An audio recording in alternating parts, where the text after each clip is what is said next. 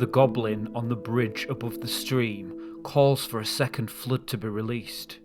Eric and Dane have already been washed out of the cave.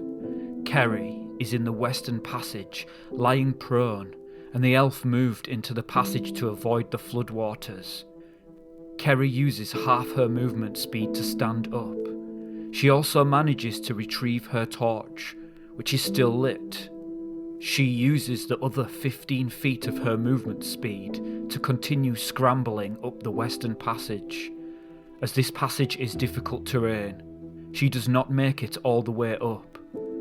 Meanwhile, Hesed and the elf use their movement speed to scramble about halfway up the western passage towards Kerry, guided by the dim light emanating from her torch. Moments after doing this, the second flood comes splashing down from above, but luckily, nobody is in its path. Hesed, Kerry, and the elf eventually make it up to the top of the western passage.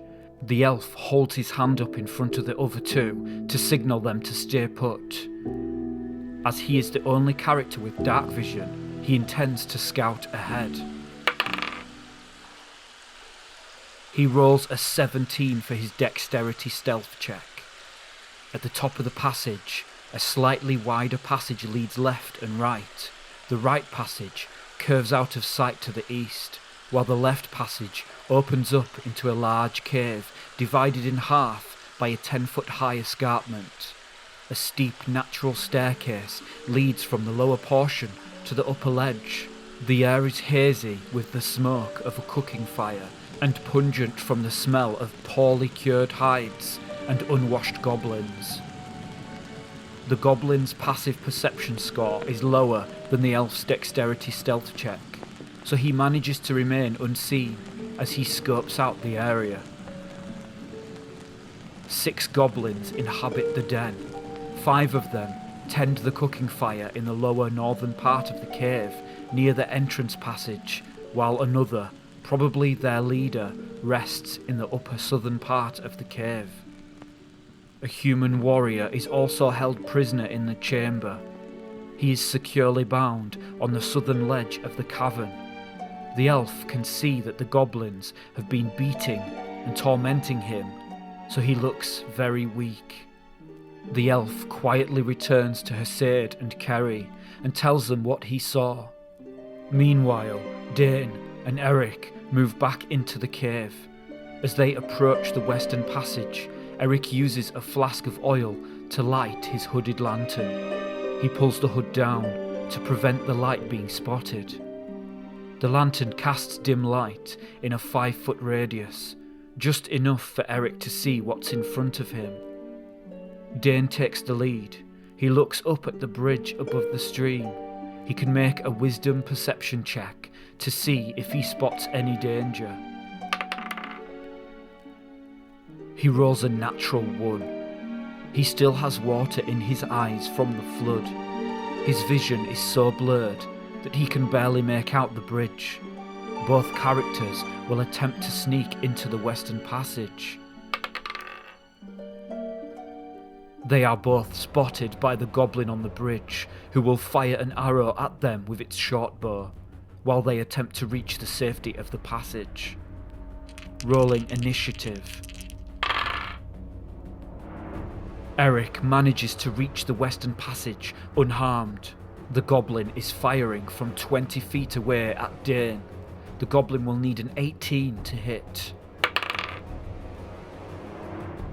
The arrow hits its mark. Dane will take 1d6 plus 2 piercing damage.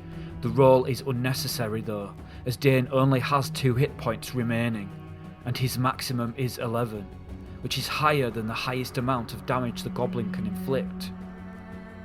He falls unconscious, face down in the stream. He's dying, and could easily drown.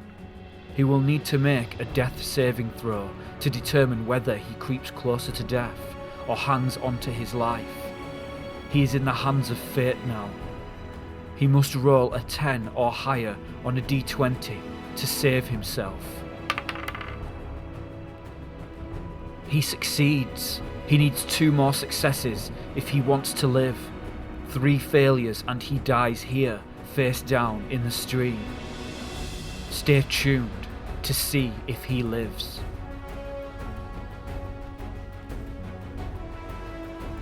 If you enjoy my content and would like to send a small donation to show your appreciation and help support this channel so it can continue to grow and expand, then please visit paypal.me/TomD&D. For this episode, I'd like to thank Joel Conley for his donation. Thank you, Joel. These donations help me bring more content to this channel. You can also support this channel by giving this video a like, letting me know your thoughts in a comment, or recommending the channel to a friend. And don't forget to subscribe and click the bell icon so you get a notification when I upload a new video. See you next session